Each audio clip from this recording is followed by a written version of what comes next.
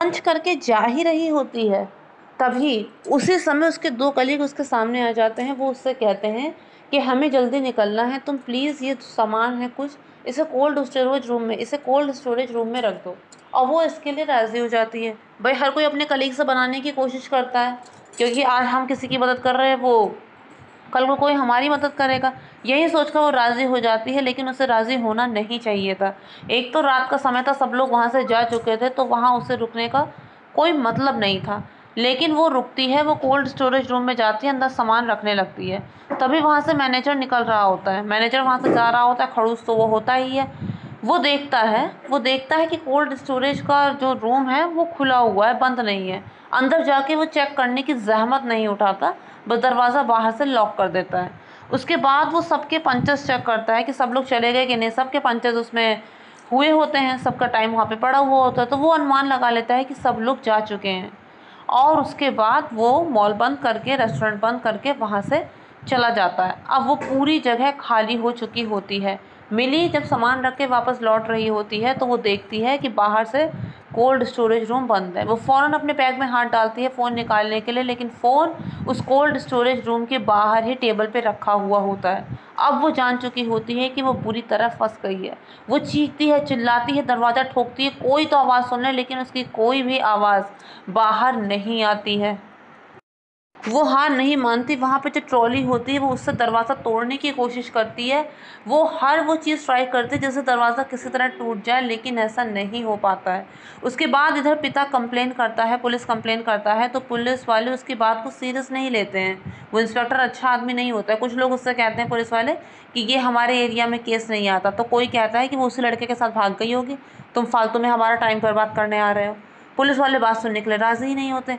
इधर समीर दिल्ली के लिए निकल तो चुका होता है, लेकिन जब उसे रास्ते में ही उसके पिता का फ़ोन आता है, उसे कहीं से पता चलता है, और वो वापस लौट आता है मिली को बचाने के लिए, जो यहाँ पे बहुत बड़ी चीज़ होती है। वो लोग इस बात पे श्योर हो चुके होते हैं कि वो मॉल से तो निकल गई है, क्योंकि पंच मशीन जो होती है उसमें उसके पंच को रखा होता है। तो इस बात के लिए तो श्योर होते हैं कि हाँ, वो मॉल से निकल गई है। और यही उनकी सबसे बड़ी गलती होती है। उसे ढूंढने की सब लोग कोशिश करते हैं, पुलिस वाले इसमें कोई सहयोग नहीं देते। खाली पिता और उसका दोस्त, वही लोग उसे इधर उधर ढूंढते हैं। उसके दोस्त से बात की जाती है, तो वो कहते हैं कि वो तो अपने दोस्त लट्टू और समीर से पहले ही जा चुकी है।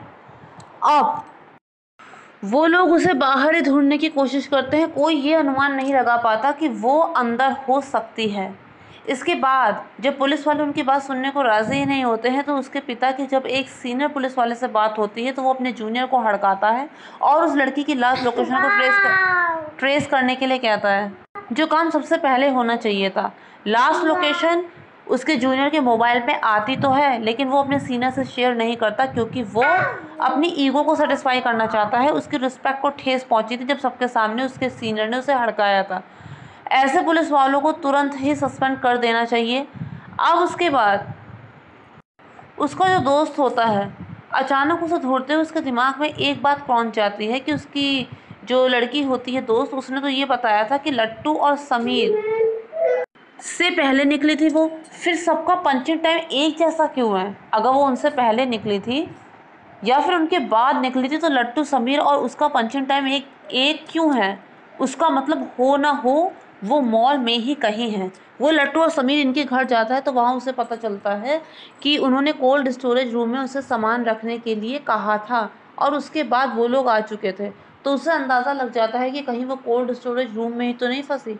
वो जा रहा होता है तेज़ स्पीड में, लेकिन तभी उसका एक्सीडेंट हो जाता है और वो वहीं बेहोश हो जाता है।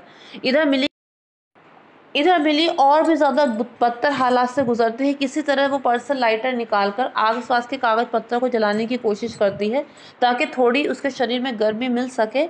लेकिन लेकिन वहाँ पूरे कमरे में धुआं फैल जाता है, जिस वजह से उसे आग बुझानी पड़ती है। वो फिर से कोशिश करती है एसी को बंद करने की। एक एसी बंद करने में कामयाब तो हो जाती है, लेकिन दूसरा एसी वो नहीं बंद कर पाती है। अब अगर जल्दी ही कुछ नहीं किया गया, तो मिली इस टेम्परेचर में नहीं रह पाएगी। तभी एक पुलिस वाला जो अच्छा होता है, गंदे पुलिस वाले के मोबाइल से लोकेशन को अपने सीनियर को भेज देता है, जिससे उन्हें पता चल जाता है कि वो अभी मॉल में ही है। इधर पिता वो पुलिस वाले मॉल में पहुंचता है, इधर वो लड़का मॉल में पहुंचता है। वहां जाके कोल्ड स्टोरेज रूम को जब खोला जाता है तब वहां पे मिली मिलती है। उसे ऐसी हालत में देख के सब समझते हैं कि वो मर चुकी है, लेकिन तभी उसका एक हाथ हिलता है। तुरंत उसे अस्पताल ले जाया जाता है और किसी तरह मिली की जान बच जाती है। इतना इतना रूह कँपाने वाला एक्सपीरियंस भगवान किसी की ज़िंदगी में ना दे।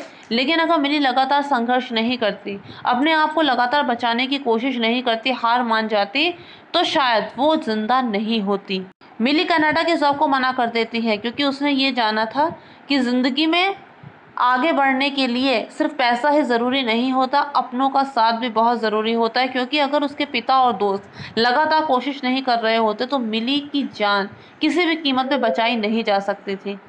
फ्रेंड से बहुत ज़रूरी होता है कि बच्चों पर माता पिता ट्रस्ट करें, क्योंकि ऐसे बच्चे कभी घर में कुछ शेयर नहीं करते। और दूसरी चीज़, अगर उन पर हम ट्रस्ट बनाए रखेंगे तो हो सकता है हम उनकी जान को भी बचा सकें। तो बहुत ज़रूरी है कि ट्रस्ट करें, क्योंकि जब किसी पर विश्वास करते हैं तो वो उस विश्वास को निभाने की कोशिश करता है। तो फ्रेंड्स, उम्मीद है कि आपको वीडियो पसंद आया होगा। मेक श्योर चैनल को सब्सक्राइब, वीडियो को लाइक और शेयर कीजिए। Thank you friends, thank you.